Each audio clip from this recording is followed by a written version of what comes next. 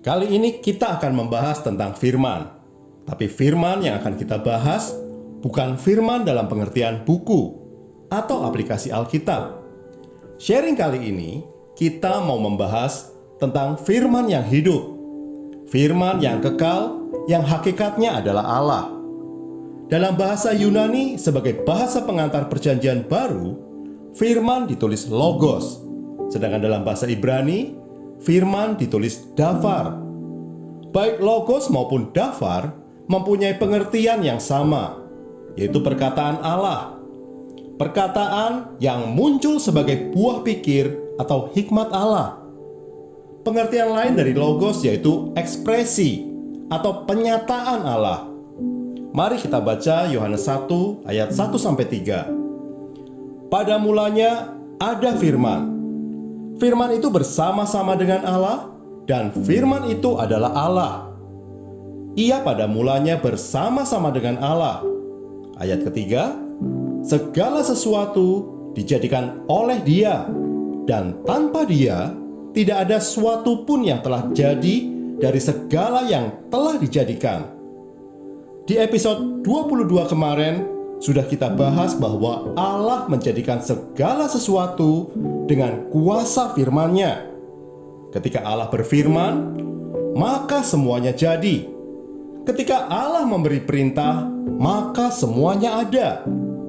Kemudian ada yang bertanya, lebih dulu mana Allah dengan firman-Nya? Apakah lebih dulu Allah? Tentu saja tidak. Kenapa?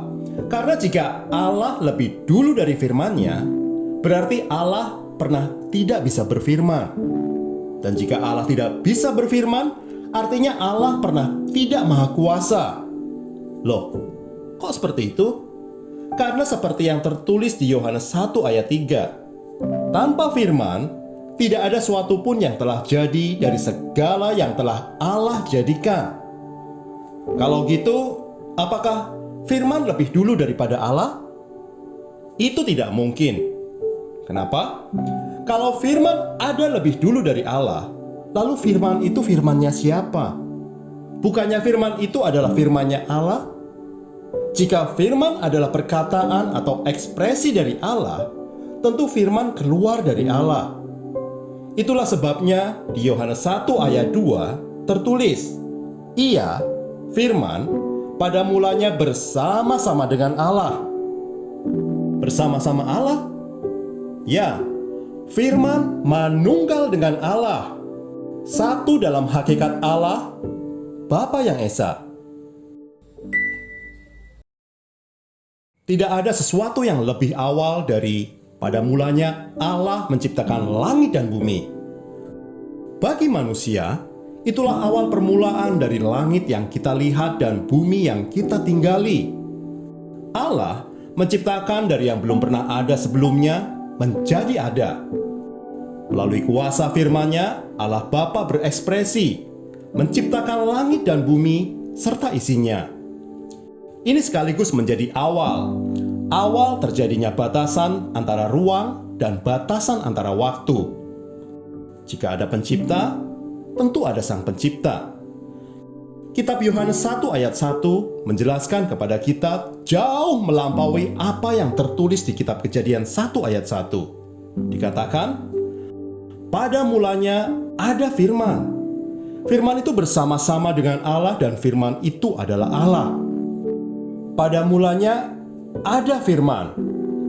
Kalimat ini membuka lebih dalam kisah sebelum Allah menciptakan langit dan bumi.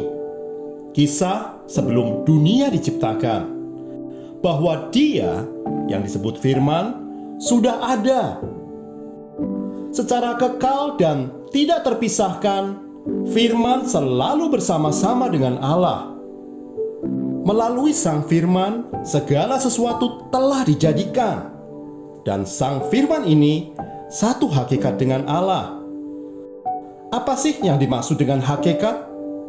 Hakikat adalah inti yang sebenarnya. Kalau dikatakan firman satu hakikat dengan Allah, inti yang sebenarnya, firman itu adalah Allah. Dia kekal, Dia roh, maha hadir, maha kuasa, maha tahu. Demikian juga dengan Roh Kudus. Roh Kudus juga satu hakikat dengan Allah.